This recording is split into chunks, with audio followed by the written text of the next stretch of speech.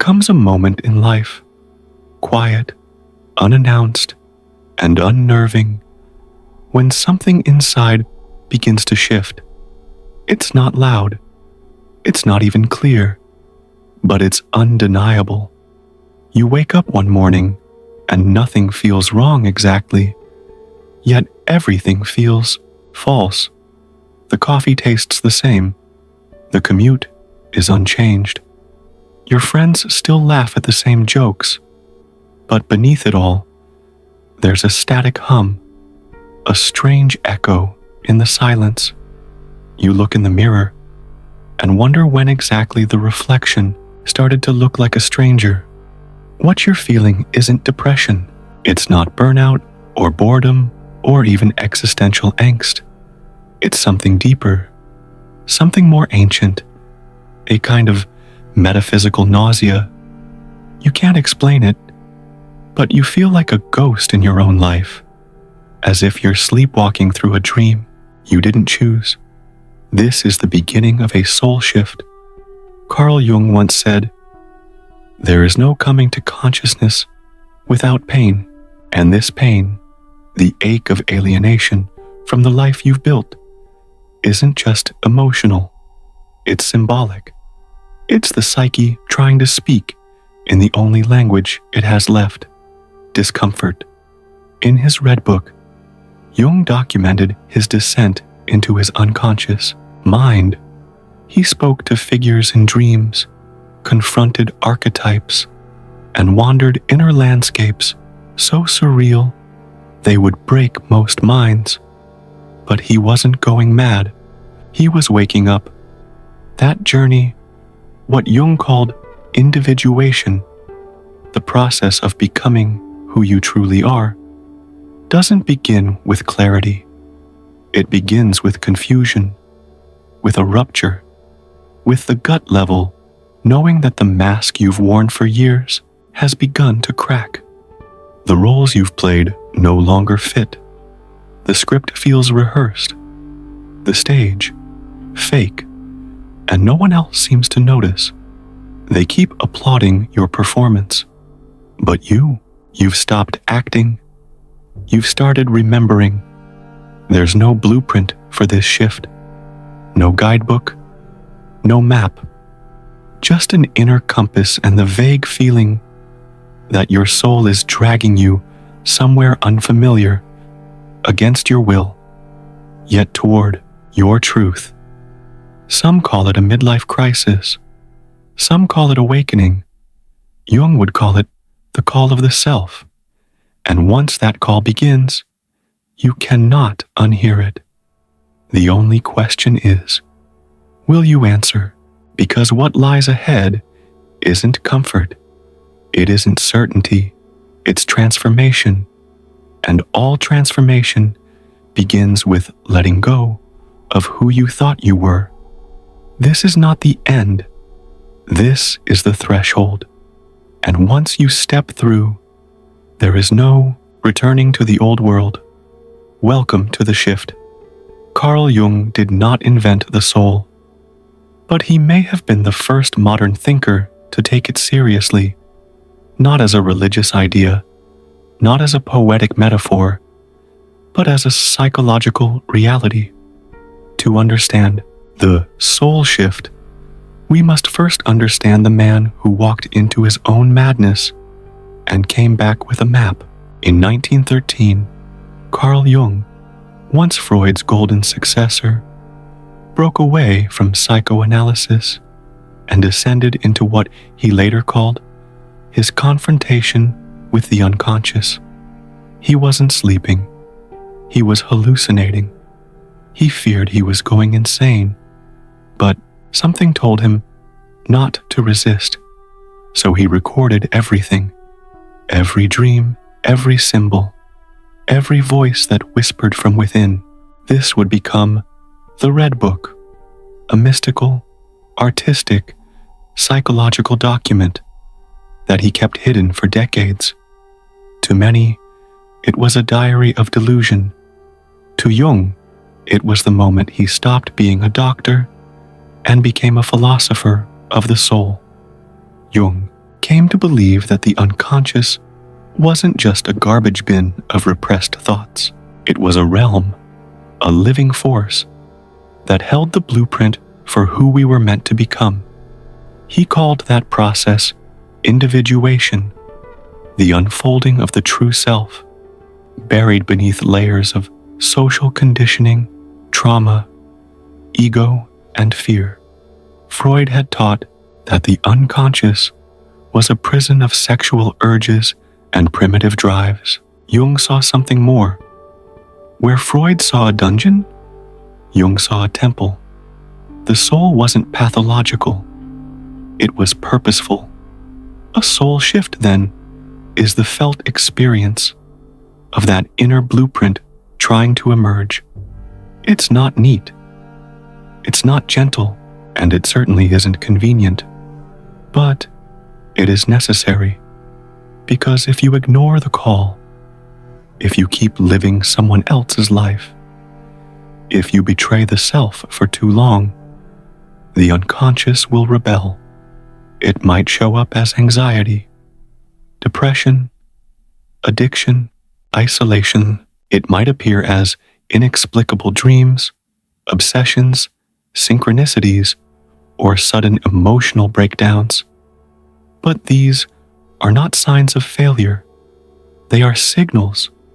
Jung believed the psyche had an autonomous intelligence, one that moves toward wholeness, even if it has to burn your world to do it. In his own words, what you resist persists. What you deny subjugates you. What you accept transforms.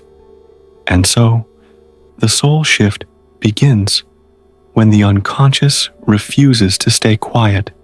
We live in a world that teaches us to fear our inner life.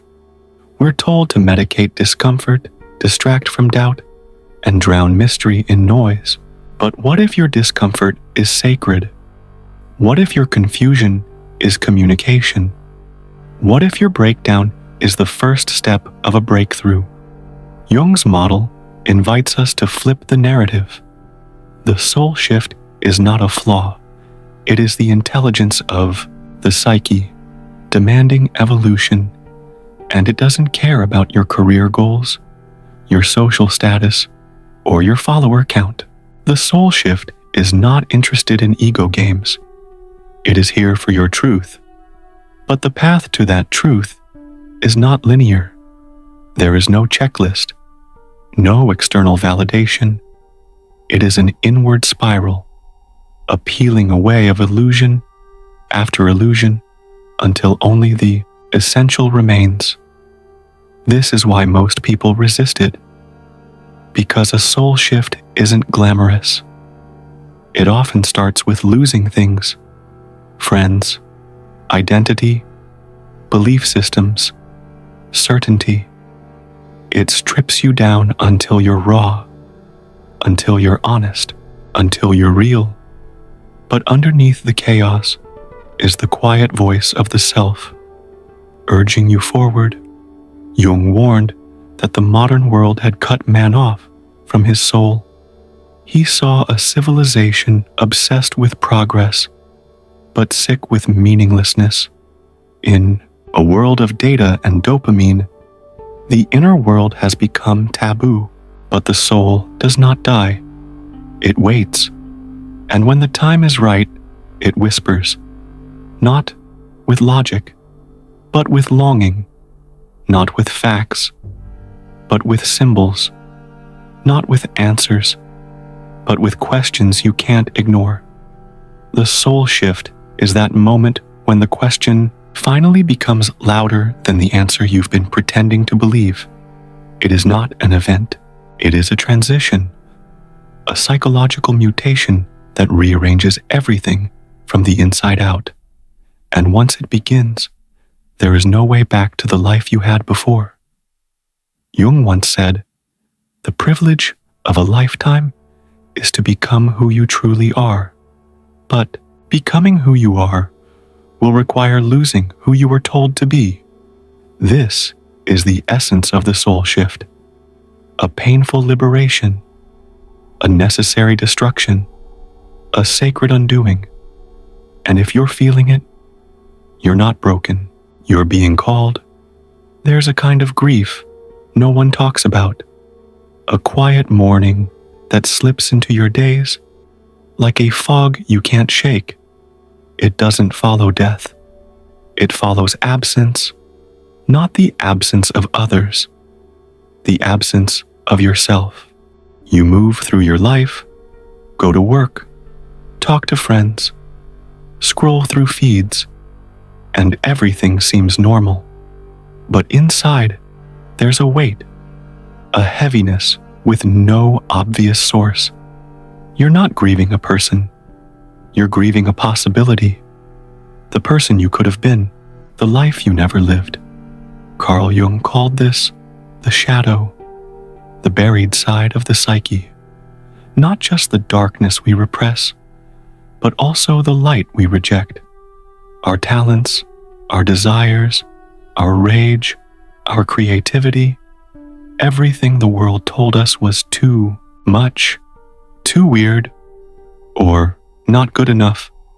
So we buried it, deep, and over time we forgot. But the psyche doesn't forget. The shadow waits, and one day, sometimes after a conversation, a crisis, or just a random Tuesday afternoon, it rises, not with violence, but with sadness, the sadness of unlived life. You begin to sense there's a version of you just out of reach, the artist who never painted, the lover who never spoke, the rebel who played it safe, the wild soul who was taught to behave. You see glimpses of them in strangers, in films, in dreams. And when you look in the mirror, you wonder how many parts of yourself you had to abandon just to survive. This mourning, this grief without a grave, is often the first sign of a soul shift. It's not depression. It's recognition. It's the psyche beginning to whisper, there is more to you than this.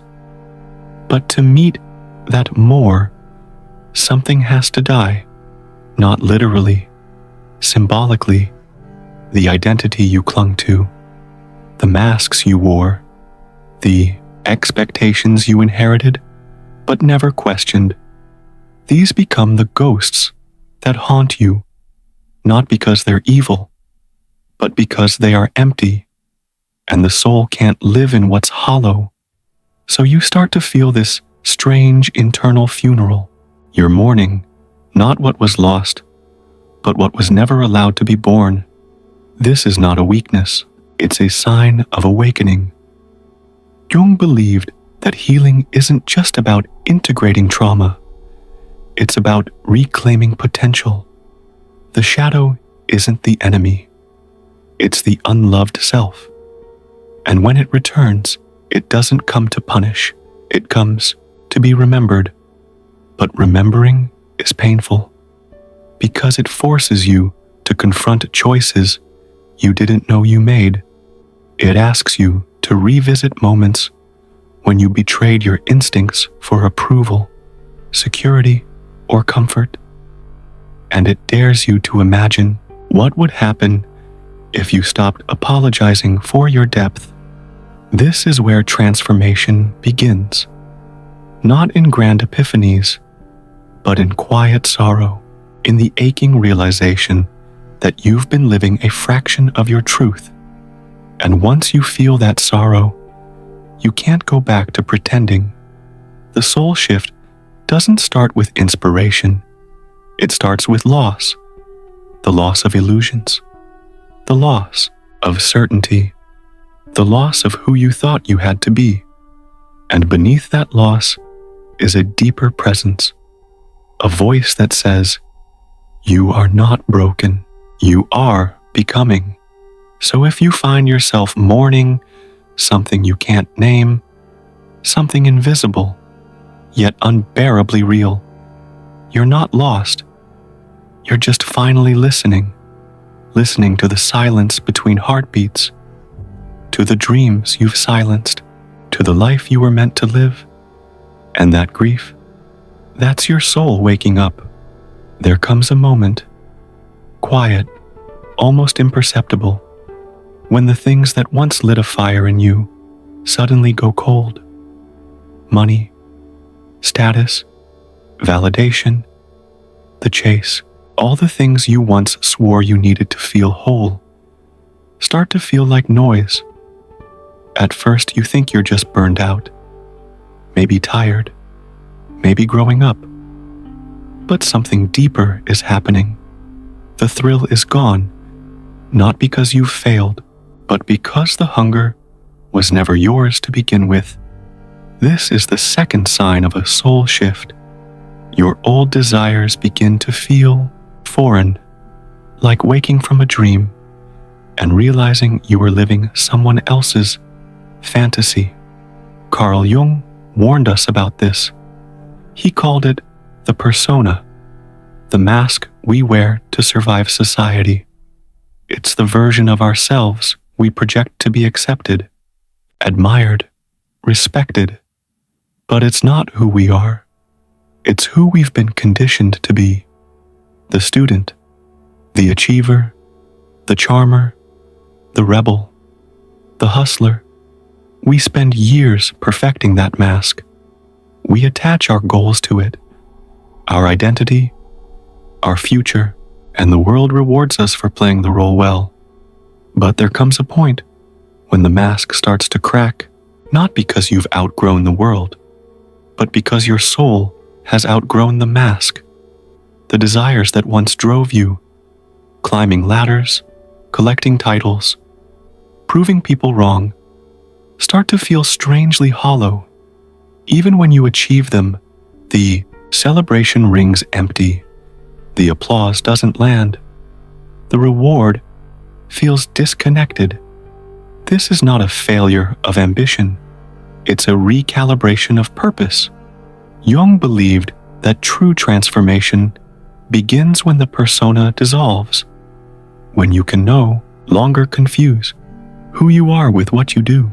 And that process can feel like an identity crisis, because if you're not your goals, your job, your followers, or your image, then who are you?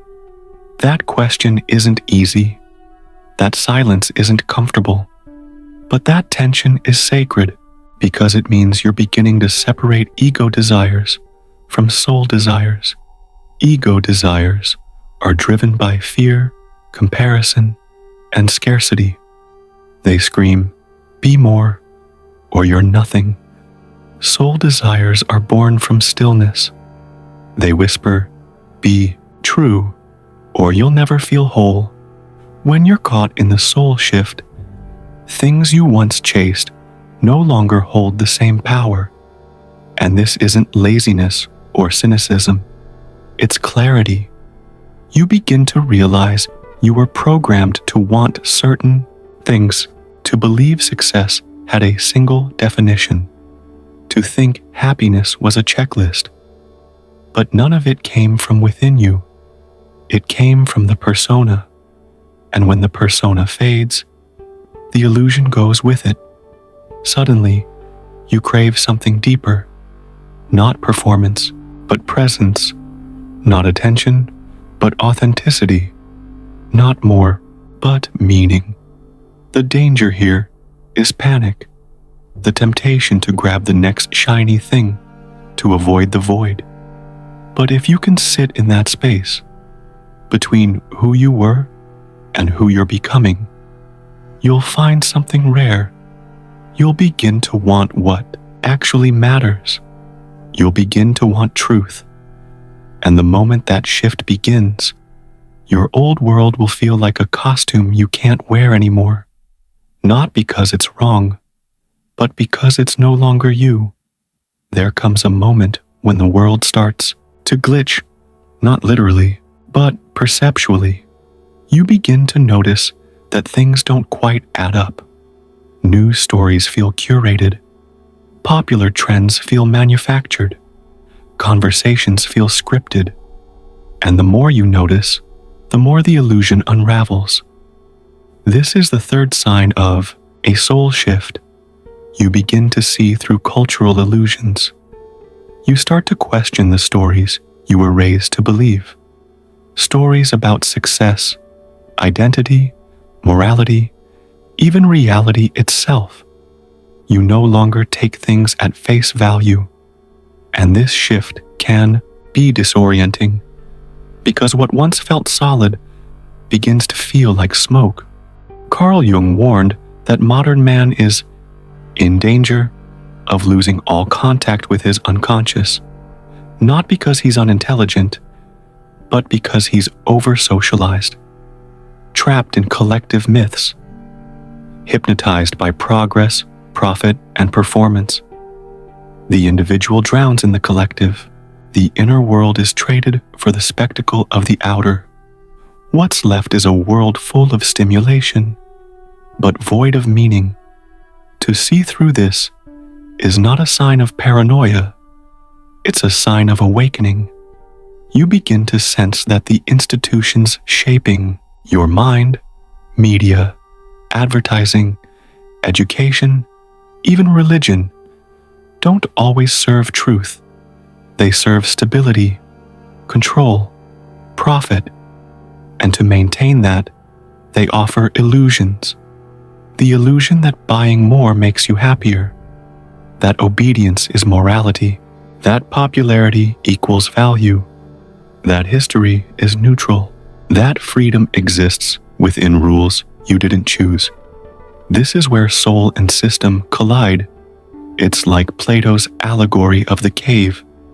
You begin to realize you've been staring at shadows on a wall, thinking they were reality, but something in you turns around. You see the fire behind the projections, and for the first time, you ask, what's outside the cave? And just like in the Matrix, this question comes with a price. The red pill is not just about discovering truth, it's about losing comfort. The soul shift forces you to let go of what you were told to want. You stop trusting the machine that told you who to be, and you begin to wonder, how deep does this programming go? Consider propaganda, not just in dictatorships, in democracies, in advertising, in language itself. The philosopher Jacques Ellul argued that modern propaganda doesn't just change opinion, it creates it. It shapes our desires, our values, even our perception of self. And when you begin to see that, you don't just feel manipulated, you feel betrayed. Because so much of what you thought was you was never truly yours. This realization doesn't make you angry, at least not forever. It makes you curious. If so much of culture is constructed, what lies beneath it? What have we lost in the name of fitting in? What does it mean to reclaim your mind in a world that profits from your conformity? Jung called this confrontation with illusion a necessary crisis. When the collective myths dissolve, the unconscious rushes in. Archetypes, symbols, dreams, all the ancient language of the soul begin to re-emerge, because beneath cultural programming lies something older, something primal, something real. And that's where transformation begins. Not in rebellion for its own sake, but in the search for truth. Truth that doesn't shift with trends. Truth that isn't monetized. Truth that isn't taught, but remembered. The soul shift makes you a skeptic, not out of cynicism, but out of reverence, because you begin to realize that waking up isn't just about changing your opinions. It's about changing the lens through which you see the world. You stop asking, is this true? Because everyone believes it? and start asking, what if everyone believes it because it keeps them asleep? You're no longer satisfied with shallow answers. You want to know what's behind the curtain. Who benefits from your distraction? Who profits from your despair? And most importantly, what power lies dormant in your refusal to play the game? This is not easy. Seeing through illusions means facing alienation. You might feel like a stranger in your own society, but that alienation is sacred. It means you're no longer hypnotized. You're beginning to see. And once you see, you can't unsee. Because when the soul begins to stir, the veil begins to lift, and you realize the prison was never made of the walls. It was made of beliefs. There is a silence that begins to call you. Not the absence of noise, but the presence of something deeper. This is not about introversion. It is not about being shy or tired of people. It is something else entirely. A craving for solitude that feels less like escape and more like a return. A gravitational pull inward. A quiet whisper from the soul saying, "Come home." This is the fourth sign of a soul shift. You begin to feel an irresistible need to be alone, not because the world is too loud, but because your inner world has begun to speak. Carl Jung referred to this as the call of the self, a moment when the conscious ego, tired of playing roles, begins to surrender to the deeper, more authentic core. The self is not just who you are, it's who you could become if you stopped running from yourself. And solitude is its sanctuary. This is not a phase, it's a rite of passage, a pattern seen across time, cultures, and mythologies. The archetype of the hermit appears in tarot, religion, folklore, always the figure who walks away from society, not in bitterness, but in search of truth, into the mountains, into the cave, into the self. Think of the desert fathers, the Buddhist monks, the shamans, sages, visionaries, the prophets of old who disappeared for days, weeks, years. They weren't escaping life. They were preparing for it. They knew something we've forgotten, that solitude is not loneliness. It is clarity. It is detox. It is metamorphosis. In our world, solitude is often pathologized. If you retreat, they ask, "Are you okay?" As if stillness were a symptom. But what if our constant connection is the real disease? What if we've mistaken busyness for meaning and noise for wisdom? In solitude, something profound begins to happen. The masks fall off. The persona dissolves. And in the stillness, the real questions rise to the surface. Who am I without validation? What remains when the performance ends? What does my soul actually want? This is the inner alchemy, the sacred burning away of illusion. It is slow. It is quiet. It is often painful, but it is always transformative. Many people avoid solitude because they fear what they'll find. But those who embrace it discover something else, a peace that can't be sold, a knowing that can't be taught, a center that doesn't shake because it was built in silence, not applause. The soul shift invites you into this sacred withdrawal, to stop seeking your reflection in other people's eyes, to stop outsourcing your worth to society's scoreboard, to stop talking long enough to listen. And what you'll hear in that silence is your own becoming. The world will call you back. It always does. But if you've answered this call, If you've let solitude reshape you, you'll return not as a copy of who you were. You'll return as someone who knows who they are, even when no one is watching. That is power. That is peace. That is the beginning of freedom. Sometimes the rational world begins to crack, not in chaos, but in a strange kind of poetry.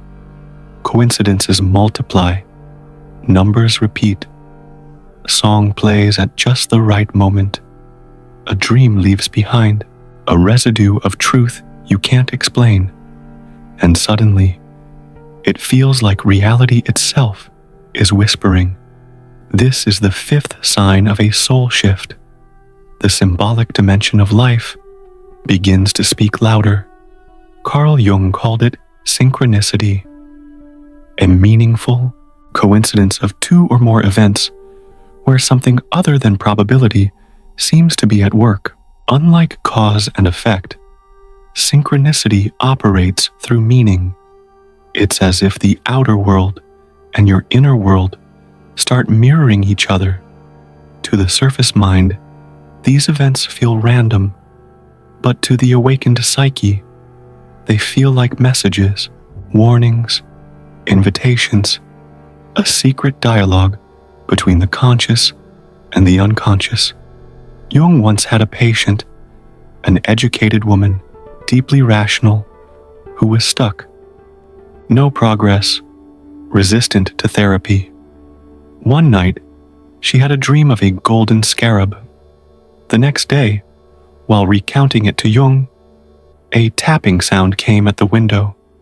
Jung opened it, and a beetle flew in, a scarabade, nearly identical to the one from her dream. It broke her resistance. It shattered the walls of her overly logical mind. That moment wasn't just strange. It was transformative. It was the unconscious making itself undeniable. When you're undergoing a soul shift, these events increase. Dreams become vivid, emotionally charged, even prophetic. Archetypal symbols appear. The snake, the tower, the mirror, the double. You may wake up shaken or with a sense of déjà vu, because the unconscious is no longer content with being ignored. It wants to guide you. In modern society, we're trained to dismiss this. We're taught to live in the measurable, the explainable, the data-driven. But symbols bypass intellect. They speak in the language of the soul. They demand interpretation, not calculation. Why do certain animals keep appearing in your life? Why that same number on the clock every day? Why does a random stranger say something that feels like an answer to a question you never asked out loud? These are not hallucinations. They're ruptures in the illusion of randomness. The unconscious is staging an intervention. You're being nudged, whispered to, provoked, not with logic, but with myth. And if you listen closely, these messages often point to the very thing your ego is avoiding. Synchronicity tends to arrive at the crossroads, when you're lost, confused, or about to make a decision that matters. It doesn't give you certainty. It gives you presence, a sense that something beyond your limited perception is paying attention. But this isn't about magic. It's about meaning. A soul shift is not about escaping reality. It's about decoding it. And in that decoding, your worldview expands. You realize the universe isn't a dead mechanism. It's an intelligence. And it speaks in symbols. The ancient world knew this. Prophets read signs in the stars. Mystics decoded visions. Even the early alchemists believed that outer transformations mirrored inner ones. But in the modern age, we've lost that literacy. We've traded myth for mechanism, we've forgotten that the soul has its own grammar.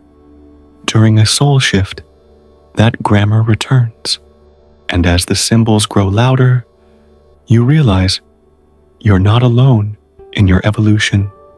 Something is guiding you, not with commands, but with hints, not with certainty, but with synchronicity. You can ignore them. Most people do. Or you can begin to live as if meaning itself is alive. That is when the soul shift deepens. That is when life stops being a sequence of events and begins to feel like a story, a sacred narrative, one in which you are both the author and the reader discovering it for the first time. You're sitting across from someone you've known for years, a friend, a partner, a colleague. You laugh at the right time, nod when expected. The script flows, but something feels off. Not wrong, just hollow. As the soul begins to shift, something strange happens. The people around you remain the same. Their jokes, their habits, their mannerisms, unchanged. But your perception of them starts to warp, not in judgment, but in detachment, like a fog lifting. You're not angry, you're just not resonating. And it's terrifying, because for the first time, you realize how much of your identity was built through these connections. Shared language, shared wounds, shared stories. But now those stories feel outdated, like watching a play you've already outgrown. Conversations become harder. Small talk feels unbearable. You crave depth, honesty, intensity, something real. And when it's not there, the silence is louder than the noise ever was. It's not that others are wrong. It's that you're changing frequencies. Carl Jung spoke of the transcendent function, a process by which the psyche holds the tension between who you were and who you're becoming. It's the bridge between the conscious and unconscious, the ego and the self. And in that liminal space, many old attachments simply don't survive, because to evolve, the psyche must make room, and that often means letting go of what once felt essential. This isn't easy. When your relationships begin to feel unnatural, the temptation is to pretend, to keep playing the role, to force alignment where there is none. But faking connection is a slow betrayal of the self. It numbs your truth to preserve comfort. The soul doesn't want comfort. It wants expansion. Sometimes this shift ends in rupture, a breakup, a fallout, a slow fading away. Other times, it leads to confrontation, not with the other person, but with yourself. Why were you drawn to this dynamic in the first place? What version of you was it feeding? The answers can be brutal, but also clarifying, because hidden in these uncomfortable realizations is something sacred, the yearning for soul-level connection, not just shared interests or goals, but shared awareness, a resonance that goes beyond words. You want to be seen, not for your persona, but for your becoming. That kind of connection can't be forced, but it can be cultivated once you stop settling for less. And so the journey becomes twofold. First, the courage to release. Then, the patience to rediscover. You may walk alone for a while. That loneliness is real. But so is the clarity that comes with it. Eventually, you find your people, not because you searched harder, but because you stopped shrinking. When relationships start to feel unnatural, it's not a social failure. It's a psychic threshold. The ego resists it, but the soul recognizes it for what it is, a sacred disruption, a necessary part of shedding the old skin. You're not losing them, you're finding you. There comes a moment, subtle at first, when nothing makes sense anymore. The plans you once made, the path you once followed, the certainty you clung to like a compass, all gone. And in its place, disorientation, confusion, a deep, gnawing sense that you've lost your place in the world. But alongside that fear is something else, something electric, something raw. You feel strangely alive. This paradox defines the soul shift. You are no longer who you were, but not yet who you're becoming. You exist in the in-between. And while your ego might call this a crisis, the soul recognizes it as initiation. In mythology, this is known as the descent. The hero's journey doesn't begin with triumph. It begins with disruption, with a call, a refusal, and then a fall into chaos, into the unknown, into the underworld. Joseph Campbell called it the belly of the whale, that phase where the hero is swallowed by something vast, shadowy, and mysterious. It is here, in the dark, where the old identity dies, and something deeper begins to stir. Nietzsche, too, spoke of this descent.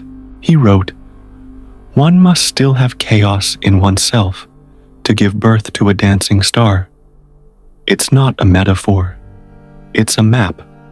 The path to authenticity demands the unraveling of illusion. Feeling lost, then, isn't failure. It's a sign you've exited the simulation. Because before awakening, most people live within a tightly scripted narrative, crafted by culture, family, education, media. It tells you who to be, what to want, what to fear. It offers certainty, but not truth. When that narrative collapses, it feels like drowning, but beneath the panic is something sacred, the beginning of real vision. Your senses sharpen, your intuition pulses. You begin to question everything, your beliefs, your values, even your identity. And though you have no answers, you begin to trust the questions themselves. This space is liminal, dangerous, but vital. It's where the ego loosens its grip, and the self begins to emerge. That's why, despite the disorientation, you feel more alive than ever. You're no longer numbing, no longer sleepwalking. You're feeling everything: the grief, the wonder, the fear, the possibility. You're tasting life without filters. But make no mistake, this aliveness doesn't come cheap. It demands surrender. It asks you to walk without a map, to let go of control, to stop clinging to the old story. And in that surrender, the transformation begins. The mythological underworld was never just about darkness. It was always about rebirth. Orpheus descended to retrieve love, Persephone to become a queen. Even Christ in many traditions descended before rising. So if you feel lost, good, stay with it. Don't rush back to comfort. Don't numb the questions. Let the disorientation break the shell, because it means you're shedding what was false and stepping, however trembling, into what is real. At first, it starts subtly. A passing quote from the Tao Te Ching leaves you unsettled in the best way. A symbol, an Ouroboros, a triskelion, an ancient eye, keeps appearing, whispering from places you can't explain. Suddenly, your algorithm feeds you the Emerald Tablet, the Kabbalion, or the Book of the Dead, and it doesn't feel like you're learning something new. It feels like you're remembering something old. This is not random curiosity. It's not mere aesthetic fascination with the mystical. It's something deeper, a gravitational pull toward ancient knowledge, toward the sacred, toward forgotten truths. Modern culture teaches us to dismiss such things. Esoteric knowledge is painted as superstition. Astrology is a joke. Alchemy is dismissed as pseudoscience. Mythology is seen as primitive fantasy. But for those undergoing a soul shift, these traditions don't feel like relics of the past. They feel like maps of the present, symbols of what's unfolding within. Carl Jung understood this.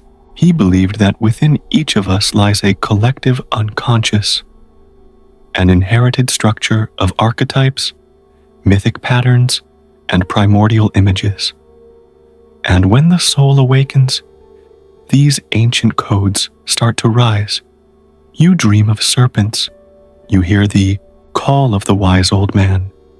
You feel the descent of the underworld goddess. These are not hallucinations. They're invitations. Jung saw alchemy not as a literal quest to turn lead into gold, but as a metaphor for inner transformation. The Negredo stage, blackness, dissolution, is what we now call depression, the collapse of ego. The albedo, the washing, the purification, is the clarity that follows. And finally, the rubedo, the reddening, the union of opposites, the birth of the self. Ancient traditions weren't primitive guesses about the cosmos. They were encoded psychological truths, systems of initiation, tools to awaken the divine within, from the Hermetic axioms, as above, so below, to the Zen koans that shatter logic and pierce the ego. These teachings are less about belief and more about transformation. So why now? Why does this pull toward the arcane intensify during a soul shift? Because modernity has severed us from depth. Our world is fast, shallow, and distracted. It offers us knowledge without wisdom, information without meaning. And when the soul begins to stir, it seeks something richer, something older, something sacred. This is why so many find themselves studying astrology not for predictions, but for archetypes. Why tarot becomes a mirror for the psyche, not a fortune teller's game. Why myth is no longer a story, but a living reflection of your inner journey. You start to see that ancient civilizations weren't just building pyramids. They were encoding star maps, cycles of death and rebirth, alchemical stages of consciousness. The gods and goddesses they worshipped were not literal beings, but personifications of inner forces. Zeus as authority, Hades as shadow, Athena as wisdom. They externalized the psyche, not to escape it, but to understand it. This rediscovery is not regression. It's reconnection. It's realizing that the sacred texts of India, Egypt, Greece, and Sumer were never about worshiping idols. They were about decoding the self. The soul doesn't speak in spreadsheets and bullet points. It speaks in symbols, dreams, riddles, and ancient wisdom is its native language. In a world that ridicules mystery, and worships logic. Being drawn to esoterica feels like rebellion, but it's not rebellion. It's remembrance of who you are, of where you came from, of what you've always known, deep down. And as you dive into these texts, rituals, and symbols, you realize you're not alone. Every seeker before you, thousands of years back, walked this path, looked into the void, heard the call, and returned with light. You're not escaping reality. You're uncovering a deeper one. Something strange begins to happen. The clock still ticks. The calendar still turns. But your experience of time changes. Days blur together or feel like entire lifetimes. A moment of silence stretches into eternity, while hours of noise vanish like smoke. Time no longer moves in neat lines. It loops, swells, collapses. It feels like a dream, not because you're disconnected, but because you're finally tuned in to something deeper. This isn't a glitch in your mind. It's a glimpse into how the soul perceives reality.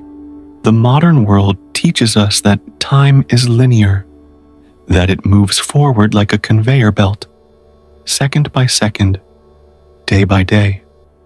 But ancient traditions and modern depth psychology tell a different story. Carl Jung described the unconscious as a timeless realm, a place where events don't happen in sequence, but all at once, where the future can echo into the present, where a childhood wound still bleeds today. In this symbolic realm, time isn't measured by clocks. It's measured by meaning. That's why a single conversation can feel like destiny, or why an old song can flood your body with memories, as if no time has passed at all. You start to feel like you're moving through layers rather than hours, like you're navigating patterns, archetypes, synchronicities, not just events. This is the shift from Chronos to Kairos. Chronos is clock time, rigid, external, mechanical. Kairos is soul time, fluid, internal, divine. It's the Greek word for the right moment, the opportune point when something meaningful unfolds.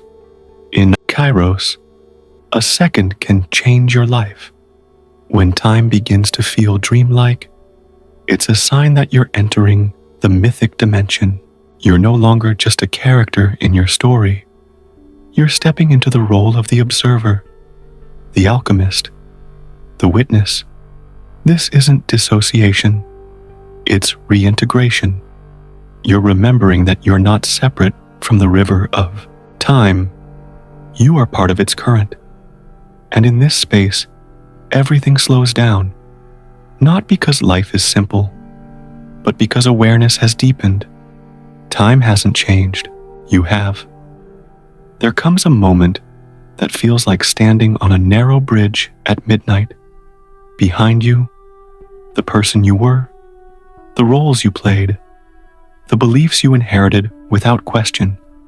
In front of you, a future so unknown, so formless it doesn't yet cast a shadow. You are in between, not quite dead, not yet reborn. This is the 10th and final sign, the one most people never talk about, because there are no instructions here, no clear answers, just silence.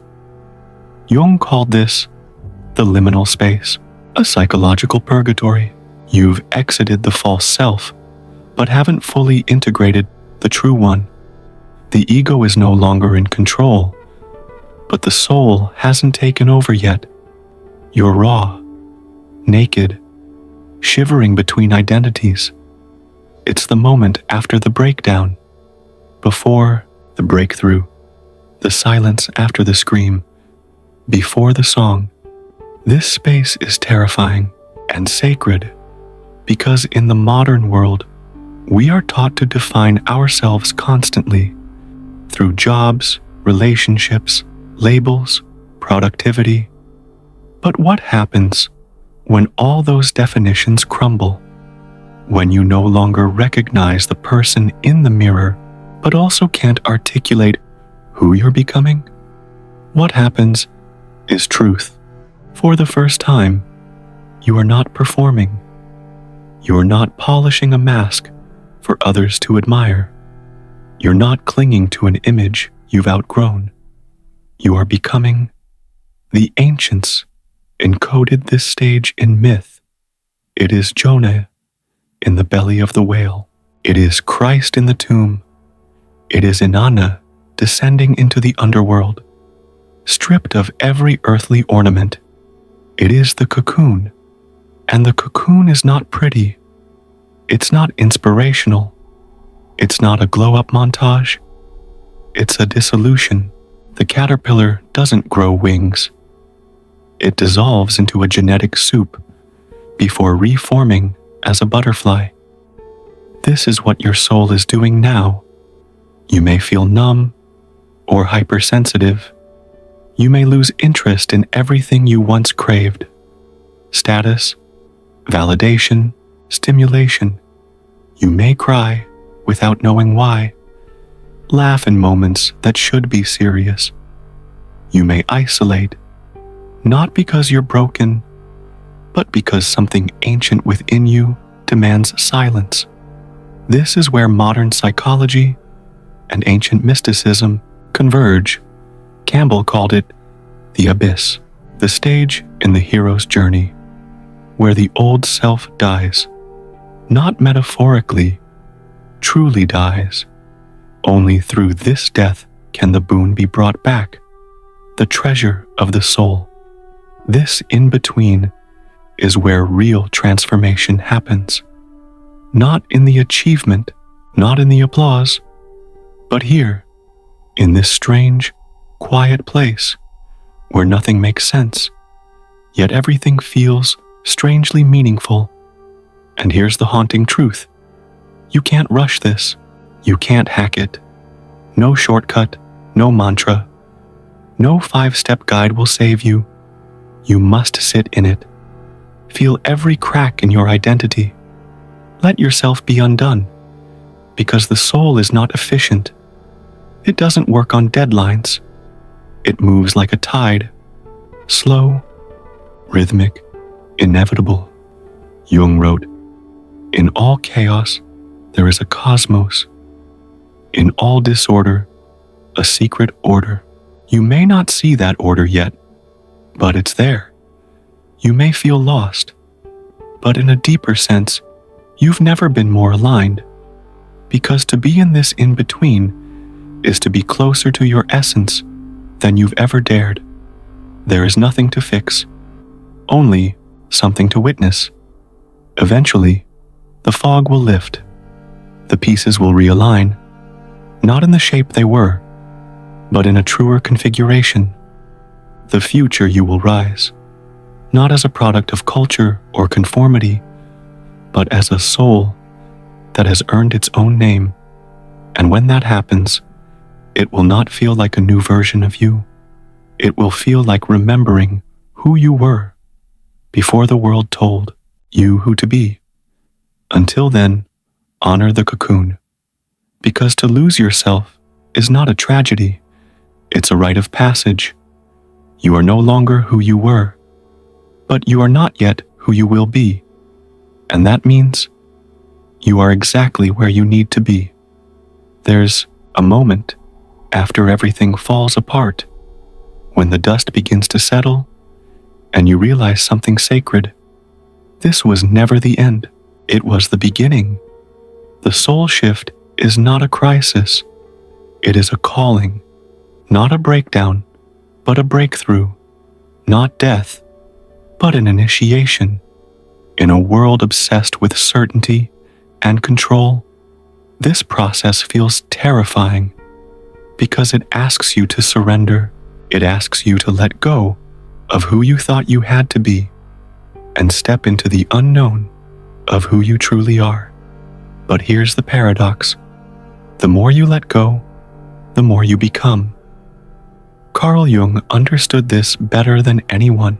He wrote, "The privilege of a lifetime is to become who you truly are, not who society told you to be, not who your wounds convinced you to become for protection, but the self, whole, integrated, awake."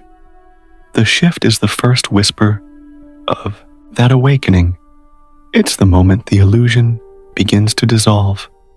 When you start to see the cracks in the mask you've worn for too long, when you feel, perhaps for the first time, that your life must have deeper meaning, or none of this suffering makes sense, and that's the invitation, not to escape life, but to enter it more fully, not to numb the pain, but to understand it, to follow it like a trail of breadcrumbs, leading you into the dark forest, where your soul has been waiting all along.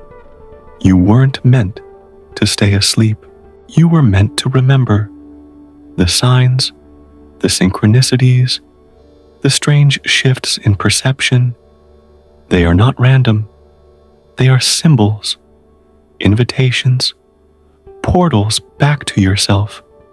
The old world will try to pull you back.